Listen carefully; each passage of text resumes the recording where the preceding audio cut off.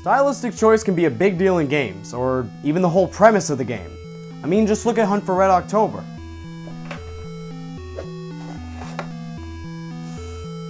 There's nothing good about this game. Why don't you play Metroid II? Nope, you know, some animals should not talk. Maybe a bird can talk, but you know, a dog or a cat that should not talk. That's an animal that just should not talk.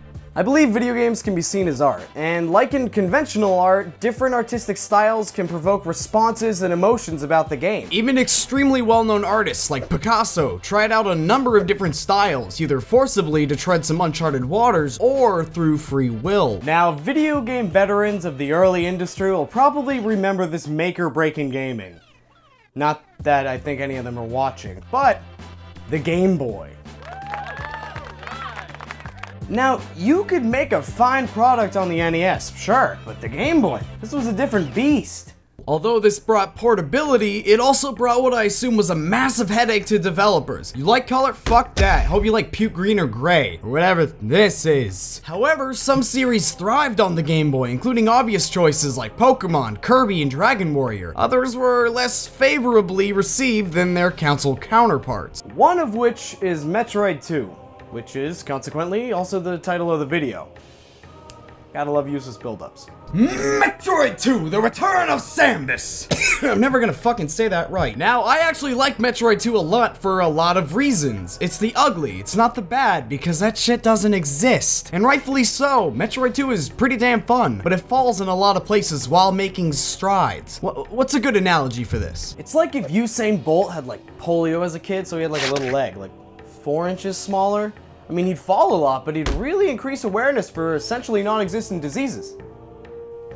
$5 into the made fun of the disease jar, and $10 into the bad analogy jar. That one's filling up real high. Alright, so from first glance, I'm sure you're thinking, Sam, this is disgusting. Why? Ugh, gross. Well, yeah, like I said, there were limitations. At least Samus is bigger than the NES version, rather than the reverse Super Mario Land option, which Mario is like, the flea. But other than that, this is really a gripe with Metroid 2. It's very bare bones. You'll probably find yourself going, what is that? What are you? Where's the background? Did you leave it at the background store? Fuck you. But hey, I really don't feel this takes away from the game. I think the limitations that the developers had to deal with gave the developers a new scope for viewing the series in. You see where that Picasso discussion was going now? I don't see the darkness as lack of detail. I see it more as like a lonely experience. And I think that's what they were going for. Alright, let me put on my cultured hat now. It's similar to the minimalist outlook given on contemporary art. The art itself should speak for what it is, not the environment around it. This can be compared to the same gaming aspect in environmental choices for the horror genre. Lots of horror games rely on uncertainty and silence to provoke the player into fear. The fear doesn't entirely come from the area you're in, nor the music in the background, to which horror games are usually void of. Metroid 2 is similar. It's dark, it's eerie, and I feel it's supposed to be, because ghosts.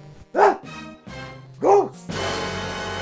They're gonna pull me out of my PJs! Another improvement that Metroid 2 added was mobility. As I said before, the original Metroid wasn't amazing to control. Metroid 2 takes a step in the right direction by completely reworking Samus and her movements, as well as taking mobility in a whole new direction. New upgrades such as the Spider Ball, Space Jump, and Spring Ball added a whole new dimension in moving around and added new ways to get from point A to point B. The Spider Ball especially was a blast to use the first time I found it, and I was very glad that a simple platforming gauntlet wasn't used instead, which would have been a very Metroid thing to do in my opinion. Yeah, you know what I'm talking about. Vertical hallways? Fucking everywhere? Can I get an amen?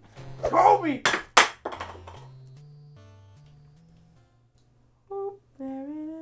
So yeah, Metroid 2 makes some great additions to the Metroid series and really stands out on its own degree. Hell, I even forgot to mention that you can save in this one, so that right there makes it a better game than the original, at least in playability, you know?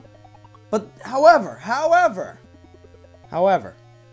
there are some very blatant things that are just wrong with this game. A big problem I have with Metroid 2 is that the AI is fucking terrible. You want to make lasting boss fights? Don't make them so easy to manipulate. Here, look at this. Look. We'll take this cat and make him dance. And that's fucked up. Don't manipulate things, Metroid. Fuck off. This isn't fun. This is repeating a working system. There's very little dynamicy in the bosses, which Metroid has never been amazing at. But Jesus, look at this poor thing! I don't think it even got a hit on me. Little guy's just gonna die here. With the last thought he has is knowing that he wasn't even well suited enough to attack me. Not kill me, not injure me, just do attack in the first place. Couldn't even do it. Move 2 hours into the game. Ah! Where? Whoa! Who are you? Who did Atar Tiger send you? From Ghost Heaven? See, this part is genius. It's pure genius. Each time you meet a new Metroid, it has a new style of attacking. It's fantastic. It's very fun. Maybe Metroid 2 would have benefited without the oversaturation of the same boss. The first Omega Metroid is terrifying. The 5th one is not. Hell, even the first Alpha Metroid got my blood pumping, but after a while, they just became cannon fodder as I quickly figured out that they really have no way of attacking you other than barring directly at you. Second off, it's like a semi-linear collectathon. Who the fuck thought of that? Let's take our non-linear adventure game and make it a semi-linear collectathon. I mean, yeah, it's still an adventure, but the whole purpose of the game, the mystery of Metroid, is gone when I can look at the screen and say, oh, yep, I got 37 more Metroids left. Let me step back. There's nothing wrong with collectathons, so to speak, but I just feel like it takes away from the spirit of the Metroid adventure. I mean, sure, most will say this is the most mysterious Metroid available, too. I mean, it's alluding to the fact that the whole game is like one giant maze with very dangerous enemies. However, I don't see how it's mysterious when you literally have a counter of how many Metroids are left for the killing. Even the story took a hit or two when the entirety of what we knew and what we'll ever know is go kill the things. Even Metroid had all these awesome members of the Space Pirate Army. You had like Ridley, you had Crane, and they each had their own backstory.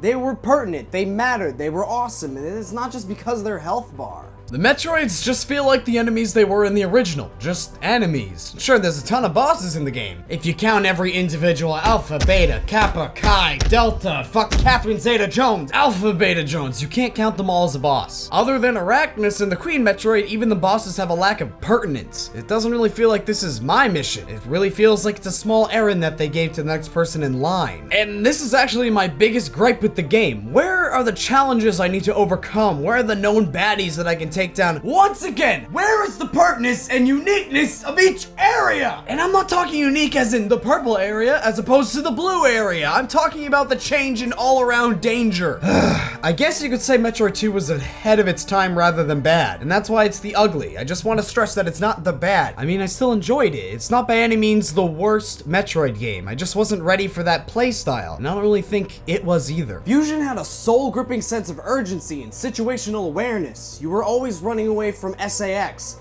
A single SAX.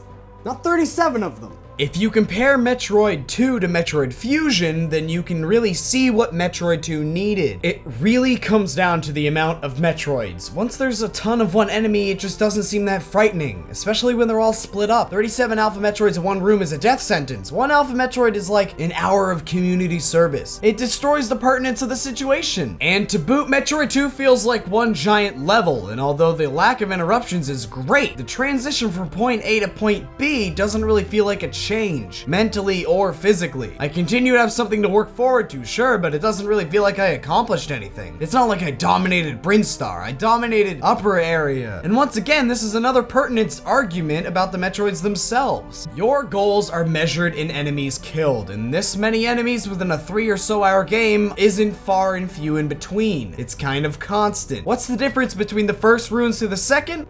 Well, in the first ruin, we had Metroids, flying syringes, you know, usual ruin stuff, ancient ruins. I go to Greece, I go to Athens, I look at the flying fucking syringes. The second ruin, what we have is... Am I fighting flying shake weights while standing on a potato? Potato that's floating, no less. I've got some snow to shred!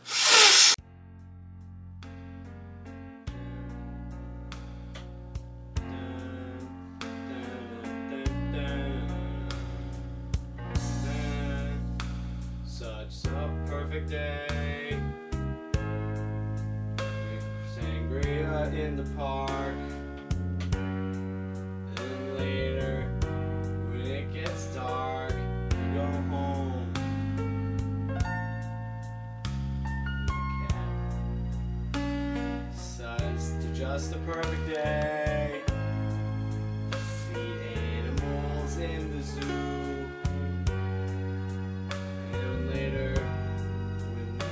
We go home. Now it's such a perfect day. I'm glad I spent it with you. Oh, it's such a perfect day. You just keep me hanging on. You just keep me hanging on.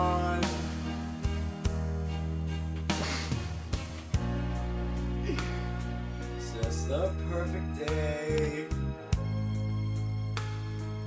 Problems all left alone. Weekenders on our own. It's such fun. Through no hands. It's the perfect day. You make me forget myself. I thought you were someone else, someone good. Oh, it's such a perfect day. I'm glad I spent it with you. You're breaking my microphone. You're breaking it. No one's staying on.